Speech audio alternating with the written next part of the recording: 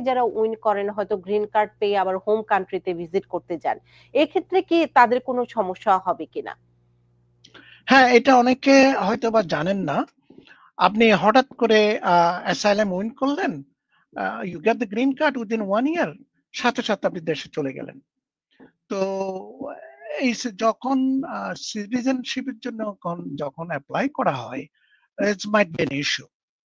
কারণ আপনি তো অ্যাসাইলাম যখন গ্রান্ট হয় বেসড অন পারসিকিউশন, আপনি দেশে যেতে পারছেন না।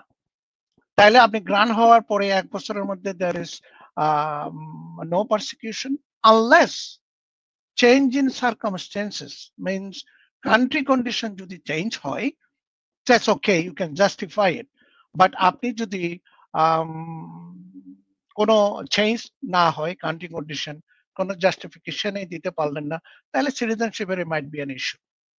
তো আমরা এই জন্য বলি সাথে সাথে দেশে না গিয়ে বেশ একটু ওয়েট করা উচিত, unless you get the citizenship. Citizenship পাওয়ার ক্ষেত্রে তখন কি জটিলতা তৈরি হয়? হয়তো ইমিগ্রেশনে কোনো ধরনের সমস্যা হয়নি, সে ইন করেছে, কিন্তু সে যখন নাগরিকত্ব নিতে যাবে তখন এটা কি প্রতিবন্ধকতা তৈরি করবে কিনা? এটা ইয়েস, হতে পারে। It based on the interview officer.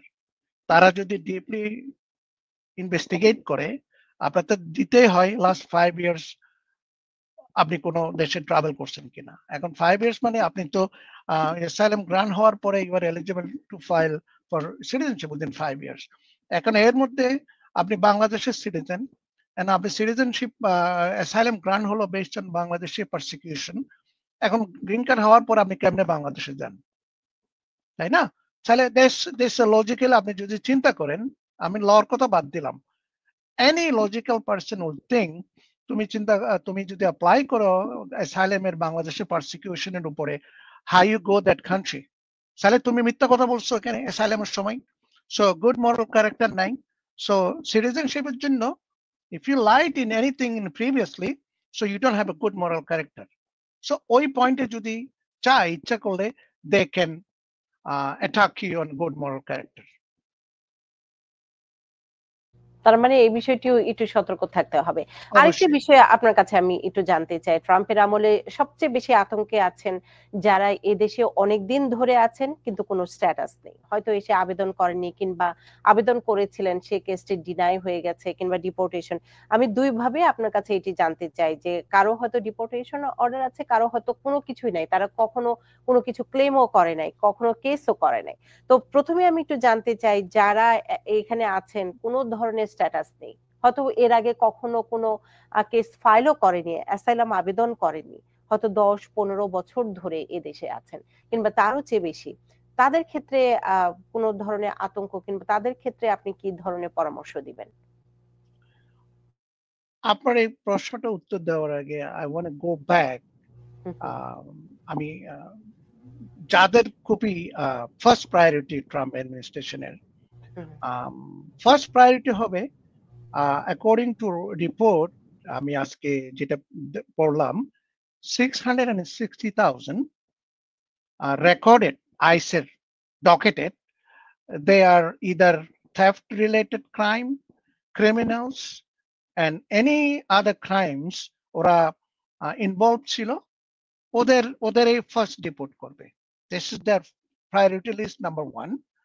তারপর আছে আপনার last up to now according to the report 1.4 million যাদের ডিপোর্টেশন অর্ডার হয়ে আছে, এখনো তারা যায়নি বা আপিল করে নাই বা আপিলও হেরে গেল, এবং ডিপোর্টেশন অর্ডার ফাইনাল যেটা আমরা বলি অলমোস্ট 1.4 মিলিয়ন। তারা হচ্ছে সেকেন্ড টার্গেট।